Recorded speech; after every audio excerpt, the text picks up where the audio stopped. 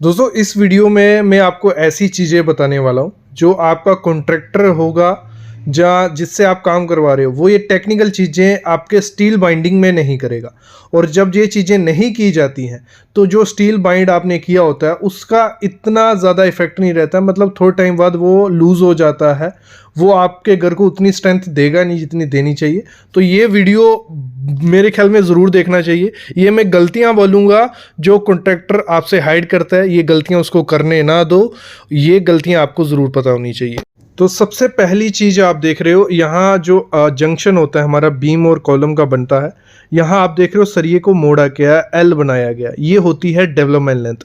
और यही development length काम करती है जब लोड पड़ता है ऊपर से और बीम एक दूसरे मतलब कॉलम से निकलने की कोशिश करता है। और ये जो एंकरेज लेंथ है या डेवलपमेंट लेंथ है ये हम देते हैं 50D के हिसाब से, मतलब 50 आपको कांस्टेंट रखना है, डी आपका होगा जितने एमएम का सरिया होगा उससे मल्टीप्लाई करके अप्रॉक्स 16 एमएम का बार है, 800 एमएम आपकी डेवलपमेंट लेंथ होनी चाहिए, ये देनी चाहिए। लेकिन नॉर्थ में 16 मतलब कुछ जीरो दी जाती है, कुछ भी नहीं, डेवलपमेंट लेंथ लोगों को पता ही नहीं है और कॉन्ट्रैक्टर देते भी नहीं है। क्यों नहीं देते हैं? उनका टाइम बचता है। अगर वो डेवलपमेंट लेंथ दें तो उनको जंक्शन में सरिया डालने में काफ़ी ज़्यादा दिक्कत रहती है, तो वो डेवलपमेंट लेंथ का या एंकरेज लेंथ का आपको बताएंगे ही नहीं और बिना उसके आपका बीम बांध देंगे और उस बीम का कोई मतलब नहीं है। उसकी स्ट्रेंथ, उसकी शक्ति आधी हो गई अगर वहाँ पे डेवलपमेंट लेंथ नहीं है। तो आपको डेवलपमेंट लेंथ देनी ही देनी है।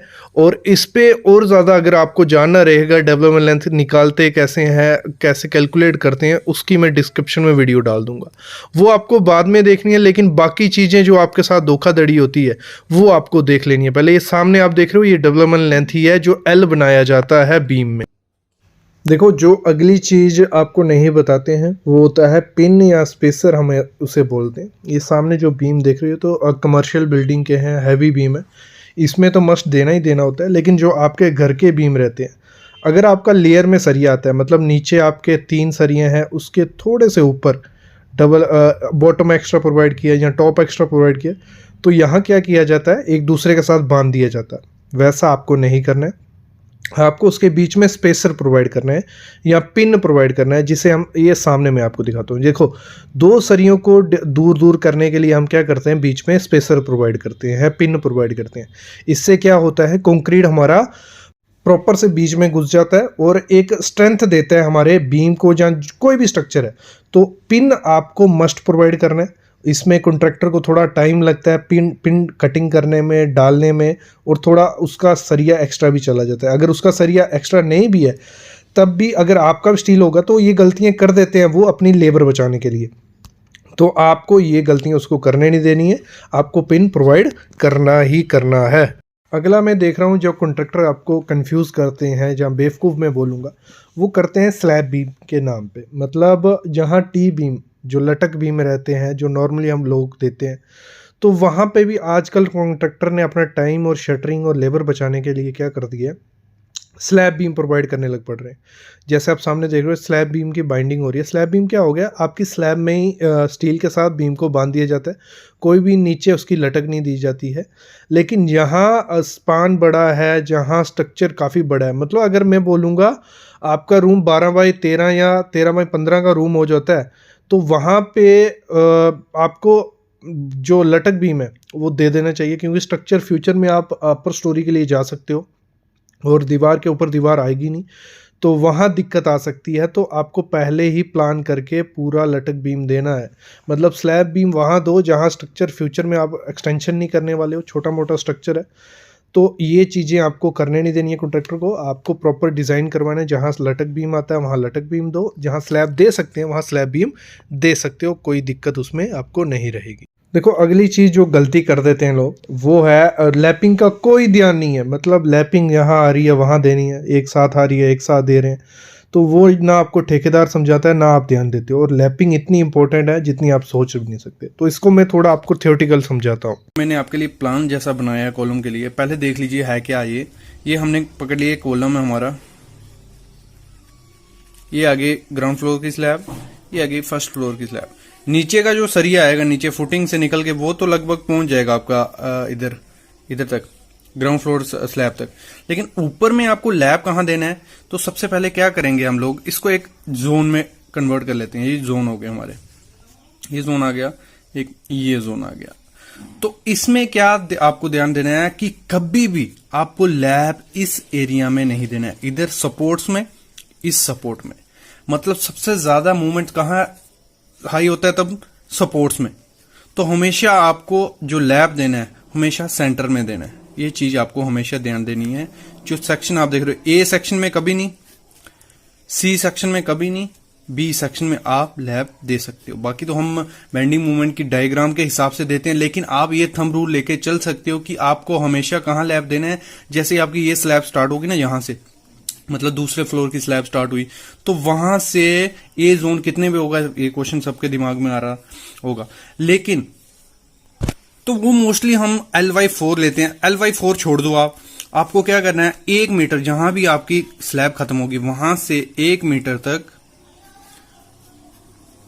आपको कभी लैब नहीं देना, ये हमेशा ध्यान रखना है। 1 मीटर के ऊपर लैब दो, ठीक है। और ये हो गया हमारा ओवर, क्योंकि यहां पे हमारा मैक्सिमम मूवमेंट होता है उस टाइम सपोर्ट्स पे। अगर हम यहां पे करेंगे तो जब भी जो हमारी हॉरिजॉन्टल फोर्सेस, लेटरल फोर्सेस लगेंगी, तो जो ये अगर मैं बताऊं आपको, ऐसे लोड लगा हमारा, तो हमारा ऐसे टिल्ट हो जाएगा, ऐसे मतलब सपोर्ट पे वीक होता है कॉलम। ये सोच के समझ के चलो, आपको लैब कहां देना है, बी जोन पे, जो कहां आएगा 1 मीटर अबव। मतलब ऐसे तो डिपेंड करता है कि आपकी बेंडिंग मूवमेंट डायग्राम क्या कर रही है, लेकिन 750 से 1 मीटर के बीच, अगर 3 मीटर की हाइट है बिल्डिंग की, तो ये वेरी करता है। और इस एरिया में आपको हमेशा क्या करना है, स्पेसिंग जो स्टीरअप आप प्रोवाइड करोगे, रिंग प्रोवाइड करोगे, 100 mm देना, मतलब 4 इंच आपको देना है। और यहां लैप आएगा, वहां भी आपको 4 इंच स्पेसिंग देनी है, एक पकड़ के चलो। अगर मैं यहां आपको दिखाऊं कि कैसे हमें प्रोवाइड करना है, तो ये आ गया हमारा जोन, ये जोन ए था, ये जोन 1, ये जोन बी और ये जोन सी।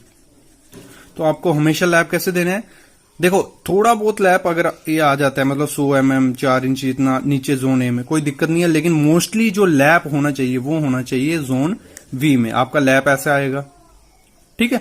और एक चीज और ध्यान देना, जब भी आप लैब करोगे तो अल्टरनेट होना चाहिए, स्टैगर्ड होना चाहिए। देखो ये हमारा इधर तक है, फिर ये हमारा छोटा हो गया, ये बड़ा हो गया, फिर अगला जो आएगा वो छोटा, मतलब ऐसे आपका स्टैगर्ड लैब हमेशा होना चाहिए। और आपको कहां देना है, जोन बी में। मैं फिर से रिपीट कर देता हूं, वो कहां होगा, स्लैब यहां फिनिश होगी, वहां से 1 मीटर के ओवर ही आपका लैब आना चाहिए। ये हो गया। देखो क्लियर हो गया हमें कि कॉलम का लैप हमें कहाँ देना है और कैसे देना है। ये बहुत बड़ी इंपॉर्टेंट चीज़ है जो आप लोग ध्यान नहीं देते हो। वैसे बीम में होता है, बीम में हमें कहाँ देना चाहिए उस चीज़ को भी समझना होता है, क्योंकि कहीं भी दे देते हैं उसका कुछ मतलब ही नहीं है। बीम में अगर लैप गलत दिया तो सबसे ज़्यादा फेलियर के चांसेस बन जाते हैं, क्योंकि वो हॉरिजॉन्टल स्ट्रक्चर है और उसको ज़्यादा आपको तरीके से बनाना पड़ेगा, नहीं तो वो फेल हो जाएगा। तो इसको मैं फिर से थियोटिकल आपको समझाता हूँ, और काफ़ी चीज़ें मैं समझाने वाला हूँ। ये वीडियो लंबी होने वाली है, लेकिन ये देख लोगे एक बार तो आप खुद से चेक कर सकते हो, खुद से काम करवा सकते हो। और मेरे ख्याल में एक सिविल इंजीनियर के लिए भी बहुत इंपॉर्टेंट वीडियो है जी। बीम में बात करें तो एक मैं आपके लिए सेक्शन बनाई है। ये आगे हमारा ये कॉलम है, ये भी हमारा कॉलम आ गया, ये कॉलम आ गया। अब भी हमारा जो भी लैब दोगे आप, ये एक स्पान आ गया पूरा, जिसकी लेंथ कितनी है, L।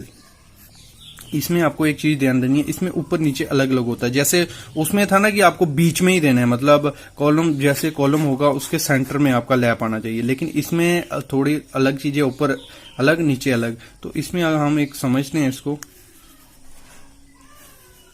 ये लोड जब हमारा पड़ेगा तो हमारा ये जो होगा ऐसे और ऐसे, ये हमारा हो जाएगा टेंशन जोन और ये कंप्रेशन। इसको सिंपल भाषा में मैं बताऊं आपको, तो देखो करना क्या है, जब भी आप लैब प्रोवाइड करो, ऊपर का जो आपका रहेगा, मतलब ऊपर वाले स्टील बार, अगर ये स्टील बार आया तो ऊपर का आपको हमेशा सेंटर में दे देना है, जैसे हमारा कॉलम में था। सेम फंडा हमेशा याद रखना, जो भी कंप्रेशन मेंबर था, अगर ये थंब रूल लेके चल रहा हूं इसको, मतलब ऐसे रिलेट मत करना किसी भी चीज, जो भी कंप्रेशन चीज होगी कंप्रेशन, उसका हमने सेंटर में करना है, क्योंकि हमारा ये बीम का ऊपर सिंपल सपोर्टेड है, ऊपर वाला जोन कंप्रेशन होता है, कॉलम भी हमारा कंप्रेशन जोन है, तो ऊपर का हमें हमेशा कितने में देना है, सेंटर में। ये याद रखने के लिए बता रहा हूं मैं, सेंटर में। और नीचे का आपको कहां देना है, हमेशा सपोर्ट्स पे। क्यों सपोर्ट से, जैसे मैंने कहा यहां लोड पड़ेगा, अगर हम यहां पे उसको यहीं पे वो इलोंगेट होगा, अगर यहीं पे हम दे देंगे तो वो टूट जाएगा। तो हमेशा जैसे मैंने अभी यहां दिया ना, ये आ गया नीचे वाले बार का हमारा लैप, ये आ गया हमारे ऊपर वाले बार का लैप। सेम मतलब ऊपर का जो बार रहेगा हमें उसे सेंटर में देना है, नीचे का हमारा सपोर्ट में रहेगा LY4 के हिसाब से, यहाँ LY3 के हिसाब से हमारा रहेगा। और वैसे ही हम अगर दूसरे स्पान में आए, जो नीचे वाला हमारा कहाँ आएगा, सपोर्ट के पास। अगर थोड़ा बहुत जंक्शन में चला जाता है कोई दिक्कत नहीं है, ऊपर वाला कहाँ रहेगा हमारा, सेंटर में। ये हमेशा ध्यान रखना, ये बेसिक रूल रहता है साइड पे लैप देने का। बेसिकली साइड पे किया जाता है, वैसे एक 12 मीटर का लॉन्ग सरिया डाल दिया जाता है। आप जब साइड पे जाओगे देखोगे, कंफ्यूज मत होना, क्योंकि स्टील को बचाने के चक्कर में ये सब किया जाता है। मतलब ये 12 मीटर का डाल दिया, फिर आगे जितनी जगह बची उसमें उतना डाल दिया, बाकी दूसरा जो इसमें से पीस बचेगा वो ऐसे डाल दिया, फिर बाकी मतलब उसमें ये चीजें रिलेट कम की जाती हैं, लेकिन आपके दिमाग में होना चाहिए कि आपको कहाँ कहाँ बीम में लैप देना है। ये हो गया हमारा सिंपली सपोर्टेड बीम का, ठीक है। अभी मैं बताऊंगा आपको जोगल का, कोई नहीं बताएगा। ये देखो, ये बीम में भी होती है, जहां लैपिंग हम लोग करते हैं, जहां हमारा लैप आता है, भले वो कॉलम में बीम में, जो हमारा 12 mm से ओवर मतलब डाया होगा, 12 mm से ज़्यादा वाला डाया होगा, भले बीम या कॉलम में, वहां हमें जोगल देना पड़ता है। जोगल नहीं देंगे कवर कम होता है, प्रॉपर लोड डिस्ट्रीब्यूट नहीं होता है। इसको मैं थियोरेटिकली आपको फिर से समझाता हूँ। थियोरेटिकली इजीली समझाना हो पाता है, क्योंकि प्रैक्टिकली अगर आप साइड पे मेरे साथ होंगे तो मैं समझा पाऊंगा। तो थियोरेटिकली समझाता हूँ, फिर हम साइड पे चलेंगे और भी काफ़ी चीज़ें मैं बताऊंगा आपको। तो आज की वीडियो तो मज़ेदार वीडियो है मेरे ख्याल में आपके लिए। तो जॉगल क्या है, देखो जो मैंने पहले बताते आ रहा हूँ, लैप देने के लिए क्यों लैप देते हैं कि सेफली हमारा लोड ट्रांसफर हो जाए। और सेफली कई जगह क्या किया जाता है, बहुत बड़ी मिस्टेक की जाती है। सिंपल ऐसे ये सरिया है हमारा, ये सरिया है सीधा, मतलब उसमें जॉगल नहीं की जाती और डायरेक्ट उसको लैप कर दिया जाता, तो इसका लोड अच्छे से इसमें ट्रांसफर नहीं हो पाता नीचे वाले सरिये में। तो उसको इग्नोर करने के लिए, उसको सही तरीके से करने के लिए क्या किया जाता है, हम जॉगल प्रोवाइड करते हैं। मतलब एक बेंड दे देते हैं सरिये को, ये आया हमारा ऊपर का सरिया, नीचे उसको बेंड दिया, उसके नीचे हमारा दूसरा सरिया लैप हो गया, ये दूसरा सरिया उसमें लैप हो गया। तो क्या हुआ, जो लोड इसमें से आएगा, ठीक है, ये करेगा तो सेफली इसमें ट्रांसफर हो जाएगा। ये होता है जॉगल का काम, इसे हम जॉगल बोलते हैं। ये चीज आपको ध्यान देनी है। और बाकी आपको पता ही है, मैंने जो बोला था कि आपको अच्छे से इसको टाई करना है कोई 150 mm पे। और एक चीज और ऐड करना भूल गया था, 32 mm का जो सरिया होता है ना, 32 से ऊपर या 32 का भी लेके चलो, उसको हमेशा हमें लैप नहीं करना है, बेल्ट करके चलना है। 32 से ऊपर ही बेल्ट करना है, जहां उसमें हमें कपलर यूज करना है। ये चीज भी आपको ध्यान होनी चाहिए जब भी आप साइड या फील्ड पे जाओगे। क्या हो गया, मतलब ये ऐसे बेंड आया, दूसरा इसके ऊपर सरिया आ गया। नेक्स्ट जो है चेयर का तो मतलब ही नहीं है ना, आपको कोई बताएगा। चेयर ये सामने देख रहे हो, फुटिंग है, बहुत बड़ी बड़ी चेयर, आपको इतना समझ नहीं आ रहा होगा। दो सरियों को, जालियों को हम दूर रखते हैं एक दूसरे के, स्लैब में, फुटिंग में, जहां भी हमारी जालियां आती हैं वहां हम चेयर प्रोवाइड करते हैं। और चेयर आपको ठेकेदार नहीं बताएगा, तो आपको चेयर प्रोवाइड करनी है। मैं थोड़ा समझाता हूँ आपको। चेयर क्या चीज है, मतलब चेयर ये सोच के मत सोचना कि चेयर हमारी होगी बैठने वाली ना, ऐसा कुछ नहीं है। देखो होता क्या है, मैं आपको समझाता हूँ। ये स्लैब आ गई हमारी, स्लैब, ये स्लैब है, ये नीचे सरिया आ गया उसका, इसको और अच्छे से बताता हूँ, जाली बना लेता हूँ। ये सरिया आ गया, ये मैश बनी है हमारी, फिर डबल मैश होगी, इसके नीचे भी सरिया होता है। मतलब अगर सेक्शन दिखाऊं आपको मैं, इस स्लैब की सेक्शन ले लेते हैं, इस सेक्शन है, ठीक है, हमने सेक्शन काटी हुई है, ये सरिया है, ये सरिया है, ये सरिया है, तो नीचे भी सरिया आता है, ये सरिया, ये सरिया। तो दोनों को देखो होता कितना है, 150 mm का या 200 mm की हमारी स्लैब अगर मैं लेके चलूं, तो दोनों को सरियों को दूर रखने के लिए हम इधर क्या यूज करते हैं, चेयर। मतलब ये हमारी एक सरिये की चेयर ऐसी बनती है। मतलब इसकी मैं वीडियो डिस्क्रिप्शन में डाल दूंगा कि दिखती कैसे और इसकी हम कटिंग लेंथ कैसे निकालते हैं, आपको आइडिया और हो जाएगा। ये आगे, ठीक है, ये ऐसी चेयर। मतलब दोनों सरियों को अपार्ट करने के लिए, दूर दूर रखने के लिए हम क्या करते हैं, चेयर प्रोवाइड करते हैं। और जैसे हमारी फुटिंग रहती हैं, जैसे हमारी स्लैब्स रहती हैं, ग्रेड स्लैब बड़े बड़े, मतलब उसमें ये दो मैश होती हैं ऊपर नीचे, तो उसके बीच में हम चेयर प्रोवाइड करते हैं कि ऊपर वाला सरिया अलग रहे, नीचे वाला अलग रहे और बीच में अच्छे से कंक्रीट भर जाए, इसलिए हम चेयर यूज करते हैं। इसी में मैं लास्ट आपको बताऊंगा, जो कॉलम बांधते हैं जब ये नॉर्मल कंस्ट्रक्शन में कॉन्ट्रैक्टर स्पेसिंग दूर दूर रख देते हैं, इससे टाइम बचता है उनका, भले आपका सरिया है लेकिन टाइम बचता है, उसको लेबर नहीं लगेगी इतना बांधने में। तो आपको स्पेसिंग देख रहे हो, इतनी स्पेसिंग रखने का मतलब ही नहीं होता है, मतलब आपका स्पेसिंग 1 मीटर तक तो प्रॉपर आपका 100 से 150 mm होता है, उससे ज़्यादा नहीं होता है। ऊपर आपका मैक्सिमम स्पेसिंग मैं कहूँगा किसी बीम कॉलम में प्रोवाइड करने का है तो 200 mm, मैं ज़्यादा बोल रहा हूँ, 200 mm से ज़्यादा नहीं होना चाहिए। और यहाँ एक एक फीट दिया हुआ है। दूसरा, यहाँ जो हुक होती है, इसकी हुक पे भी ध्यान नहीं दिया जाता है, जितने उनको कटिंग लेंथ नहीं निकालना आता है कॉन्ट्रैक्टर को, प्रॉपर कटिंग लेंथ रहेगा तो हुक बनेगी। 10D के हिसाब से हमारी हुक होनी चाहिए, मतलब हुक आपकी अप्रॉक्स 90 से 100 mm के बीच हुक होगी तो वो सरिये को पकड़ के रखेगी। तो ये जो गलतियां होती हैं ये आपको सुधारनी होती हैं, क्योंकि आप कॉन्ट्रैक्टर को दे देते हो सस्ते रेट में 1000 रुपया 1200 रुपये पर स्क्वायर फीट के हिसाब से, और वो जो लेबर रखता है इस चीज़ के लिए वो थोड़ी ख़राब लेबर रखता है। तो अगर आप ये चीज़ें चेक करोगे तो आप प्रॉपर से अपने घर का काम करवा सकते हो। अभी मैं अलविदा लेता हूँ, लेकिन ऐसी वीडियोस मैं आपके लिए लेते रहूँगा। बस आपको कमेंट करना है कि सर ऐसी वीडियो कंटिन्यू रखो, जो गलतियाँ रहती हैं, जो मिस्टेक रहती हैं, मेरे को आइडिया लगेगा कि आपको ये चीज़ें पसंद आ रही हैं तो मैं वीडियोस लाता रहूँगा। बाकी वो चैनल को सब्सक्राइब करके रखो, क्योंकि फ्री में नॉलेज यहाँ मिलता रहेगा। Thank you guys.